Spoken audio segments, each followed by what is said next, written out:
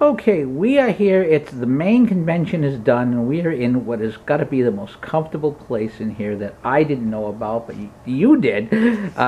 We have the founders of the Children's Rosary who led the Rosary. Was it Wednesday morning?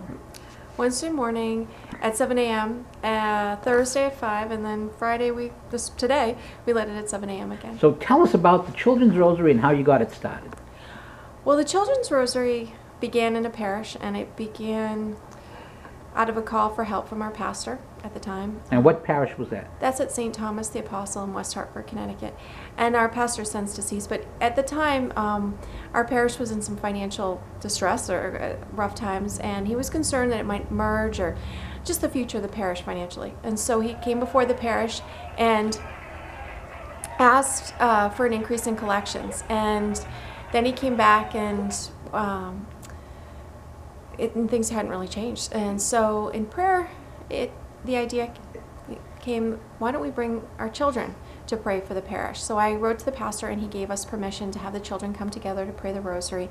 And on April 10th, 2011, we had a small group of children that met in our lower church and led the Rosary. And interestingly enough, the collection was the highest for the remainder of that year, second only to Easter and Christmas. So this was the weekend before Palm Sunday. Nothing special going on. Nobody knew that children were down there praying or were asking. There was nothing about a special petition for money or anything like that. And yet we had this really outstanding collection.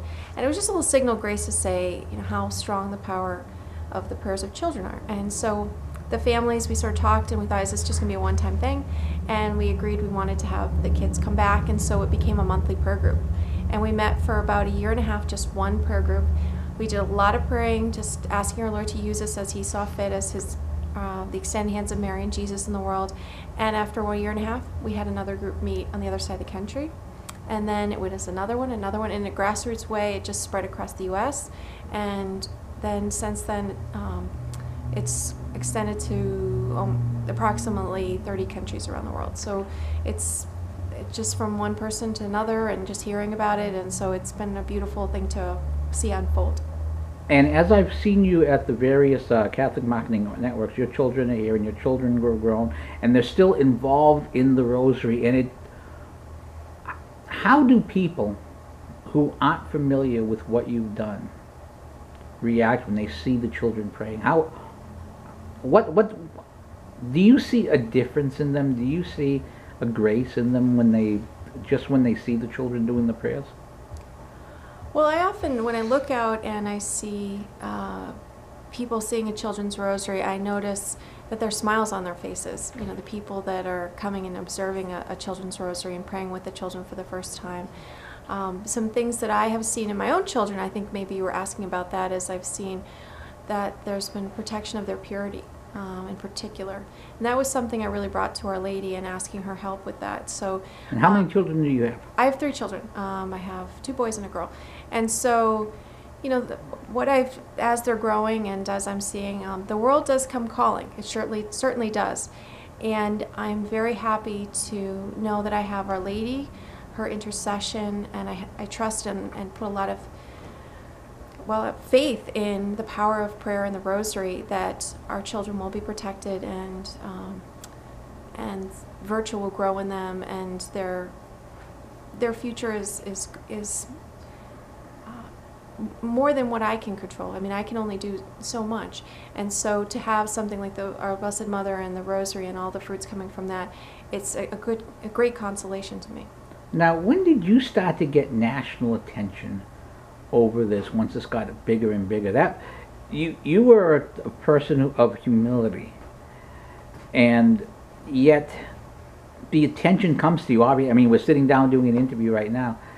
That must be awkward sometimes as the attention comes to you and the like.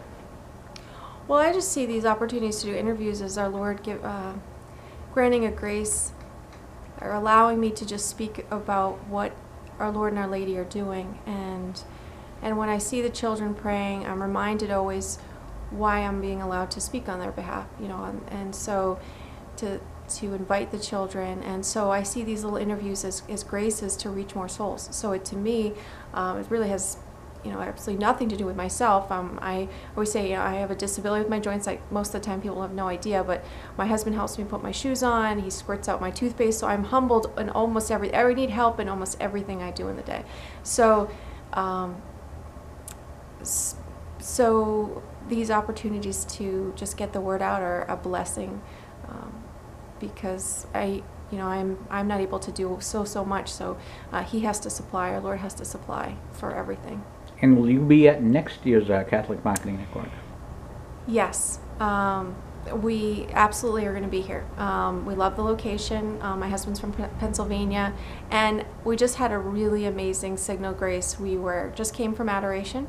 It's First Friday, and we've been attending some of the local churches. One in particular, St. John the Baptist. It's a Spanish-speaking parish, and I just was at Adoration with my son, who's 11, and I was thinking how this would be a beautiful parish to have a children's rosary when a woman comes in and so excited, sees us, and says she's a children's rosary group leader. Now, I'm confessing here that I hadn't realized this, because there's a number of parishes registering and so forth, and then I hadn't realized this was one of our parishes.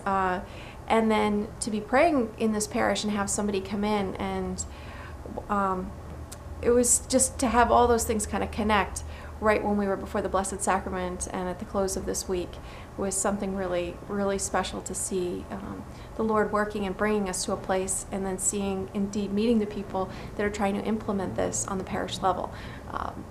It was really, really special. So that just happened about half an hour ago, and so I'm still kind of in that wow moment, seeing our Lord working and allowing us to meet these people that are doing this stuff in their parishes. Now, if people want to contact you or sign up their parish for the Children's Rosary, what should they do?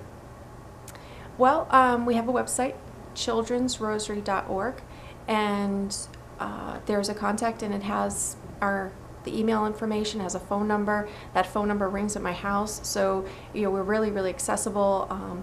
And my email is blythe.kaufman@gmail.com, so I'm happy to give that out, and that's my personal email, and I'm happy to get emails from anyone interested with questions. And childrensrosary.org. We also have a blog, childrensrosary.blogspot.com. Now, it's worth and notice, I love the fact, Blythe, that you are, again, you're not afraid of putting yourself out there. You're not afraid of putting your name out there, because you have trust in Our Lady and trust that it's all to be used for the graces of God. I think that every time I meet you, every time I see you, I feel that, and it's a great thing to see, and it's a pleasure to watch. Even though I'm from outside watching it, it's like watching a rose from the rosary grow, and it's a pleasure. Oh, thank you. Thank you, and I feel honored to be, sitting here and closing out the conference here with you, and thank you very, very much. Okay, the Children's Rosary. Blythe, thank you so much for your time.